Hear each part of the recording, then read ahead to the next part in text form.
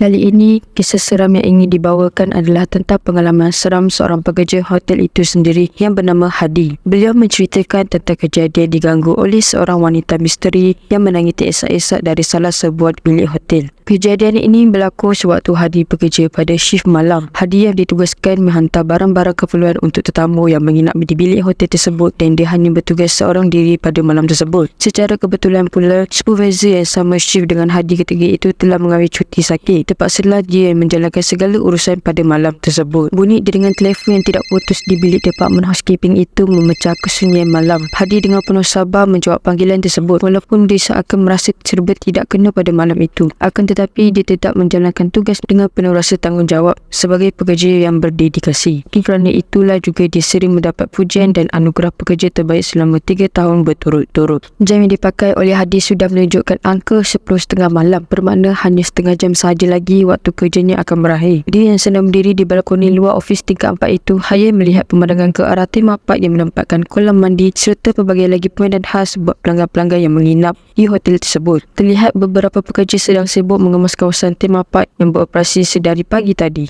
Suasana ketika itu terlalu sunyi mungkin kerana tetamu semua sudah masuk ke dalam bilik masing-masing untuk merehatkan diri. Hadi yang masih hayal itu tiba-tiba tersentak apabila bunyi telefon berdering kuat dari dalam ofis. Dia terus masuk dan menjawab panggilan itu. Telefon dilekapkan pada telinga. Sayup-sayup kedengaran suara seorang perempuan sedang menangis. Hadi berasa pelik dan tertanya-tanya mengapa tetamu itu menangis. Di skrin telefon itu pula terpapar nombor bilik pemanggil. Setelah pertanyaan demi pertanyaan Hadi lontarkan pada tetamu itu, hanya dijawab dengan isak tangis yang berterusan. Hadi tanpa fikir panjang terus keluar menuju ke bilik tetamu yang agak jauh dari ofisnya itu. Fikir Hadi mungkin tetamu itu berada dalam kesulitan dan memerlukan bantuan darinya. Entah mengapa jantung Hadi berdegup kencang dan kini dia tiba di hadapan pintu bilik berlombor 3318. Dia terlalu risau terus menekan loceng bilik tersebut berkali-kali, tetapi malangnya tiada jawapan yang diberikan.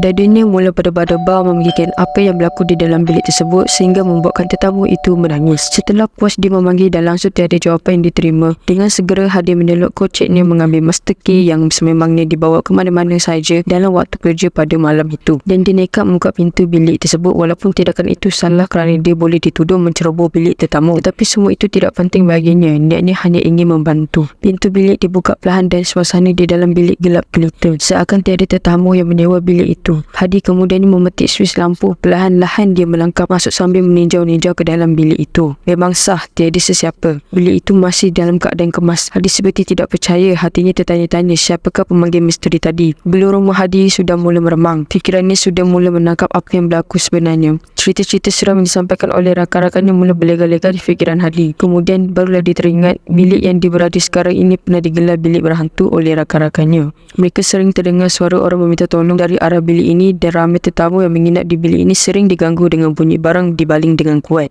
Tiba-tiba Hadi tersentak. Dia terkejut apabila merasakan seolah-olah telinganya dihembus dengan nafas yang kuat. Serta-merta badannya menggigil dan perasaan takut menyelubungi dirinya. Tanpa berlengah, Hadi terus berlari ke arah pintu. Dia pulas-pulas tombol pintu itu tapi malangnya pintu tersebut tidak boleh dibuka. Serentak itu jelas kedengaran di telinga Hadi suara seseorang sedang menangis dan Hadi terus menoleh ke belakang. Alangkah terkejutnya Hadi apabila mendapati susuk tubuh di balik kain kafan yang lusuh ditambah dengan wajah yang cukup menyeramkan sedang berdiri beberapa meter saja di hadapannya. Dan kini lembaga itu semakin menghampiri Hadi. Tubuh Hadi menjadi kaku, tidak boleh bergerak. Kakinya seperti digam pada lantai. Kini wajah lembaga itu betul-betul di hadapannya. Bau hanya menusuk hidung Hadi. Jelas kelihatan ulat-ulat memenuhi wajah lembaga itu. Amat mengerikan ditambah lagi ketika lembaga itu menyeringai seolah-olah mahu menekamnya. Dia yang sudah ketakutan terus menjerit-jerit seperti orang dirasuk histeria dan Hadi terus rebah di tepi pintu bilik tersebut. Tepat pada pukul 12 malam, Pak Kasim yang bertugas sebagai patch guide memulakan tugasnya meronda kawasan hotel. Setibanya dia di blok 3, Pak Kasim terpandang pada satu pintu bilik yang terbuka luas dan bilik tersebut terang benderang dengan limpahan cahaya lampu.